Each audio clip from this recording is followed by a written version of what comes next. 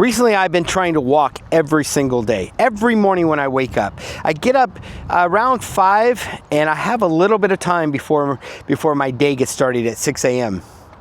And so I wanted to walk every day. And for the first couple of days, 3 or 4 days, I did pretty well. I actually walked every morning. And then there was that one morning where it's a little colder outside than I wanted, and I decided I could just sleep an extra 15 minutes. Or I'm not sure, I think I told myself, I'm not sure where my shoes, or, I need a sweatshirt or whatever. So clue number 1, set my stuff out before the day, the day before for the stuff in the morning.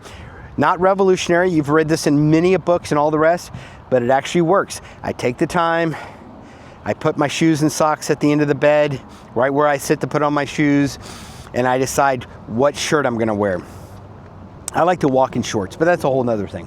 So I got that squared away. That helped for a while, but then I ran across another issue.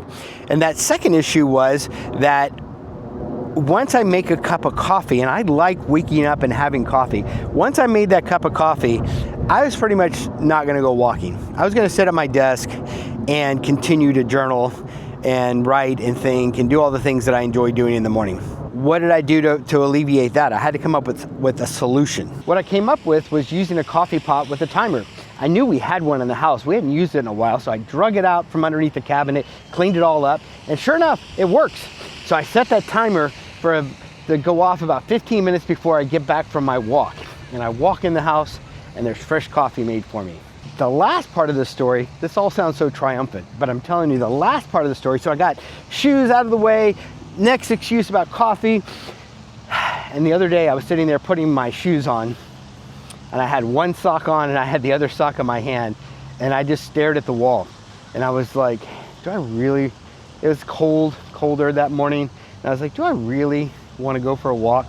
That was the little thing in my head. Do I really want to go for a walk? And I really didn't, not in that moment, that's for sure. So if you can imagine, there I was, one sock on, one sock off, quote unquote, trying to figure out what I was going to do. I think the answer was pretty clear, that I needed to go for this walk. And after, I don't know how long, it felt like I was there for 10 minutes, but it probably was only a minute or two. I put that sock on and I walked out the front door. And I answered my mind. A lot of times our mind speaks to us. You have these just kind of background thoughts that you don't even think about that hard. And I realized you can't just ignore it, because that's sort of like saying, okay. You actually have to say, no, I'm doing this. No, I'm doing this. I'm moving on. My name's Terry. If you want to learn more about what I'm doing and what I'm about, go to walkingsober.org. Hope you have a great day.